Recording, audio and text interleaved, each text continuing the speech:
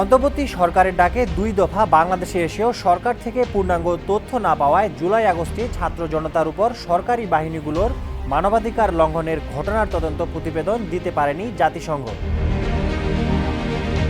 এ ব্যাপারে জাতিসংঘের উচ্চ পর্যায়ের এক কর্মকর্তা জানান, অন্তর্বর্তী সরকার জুলাই আগস্টে ছাত্র জনতার উপর মানবাধিকার লঙ্ঘনের ঘটনা তদন্তের জন্য তাদের আমন্ত্রণ জানালেও অপরাধ এবং অনেক অপরাধীর তথ্য না দেওয়ায় তথ্যানুসন্ধান দল তাদের প্রতিবেদন শেষ করতে পারছে না। তবে নতুন করে জানুয়ারির মধ্যভাগে প্রতিবেদন শেষ করার লক্ষ্যে কাজ চলছে বলে জানিয়েছেন তারা।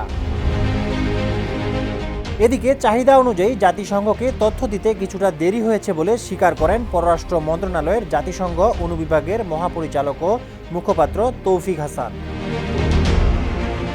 এর আগে সরকারের আমন্ত্রণে আগস্টের শেষ দিকে প্রাথমিক অনুসন্ধানে ঢাকায় আসে মানবাধিকার বিষয়ক হাইকমিশনের ৩ সদস্য।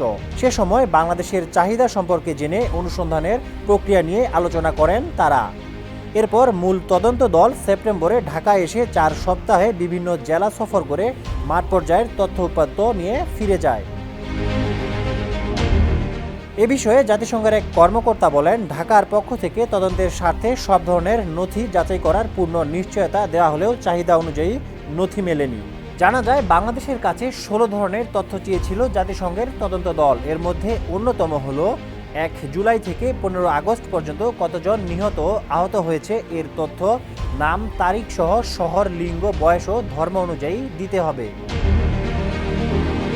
এছাড়া জুলাই আগস্টে সামরিক, আধা সামরিক ও নিরাপত্তা বাহিনীর দায়িত্বপ্রাপ্ত সদস্যদের পূর্ণাঙ্গ তথ্য চেয়েছিল প্রতিনিধি দলটি। সানবিট সব দিবে সামাল। সানবিট ম্যাজিক প্রেস ডিশওয়াশিং এর মাথা ঘোরানো সলিউশন। এর পাশাপাশি কোন কোন ধরনের অস্ত্র ও গুলি ব্যবহার করা হয়েছে এবং ছাত্র জনতার বিরুদ্ধে যেসব হেলিকপ্টার, গাড়ি সহ প্রধান সরঞ্জাম ব্যবহার করা হয়েছে, কোথায় মোতায়েন করা হয় এগুলো তাও জানতে চেয়েছিল দলটি। ডেস্ক রিপোর্ট, সমকাল।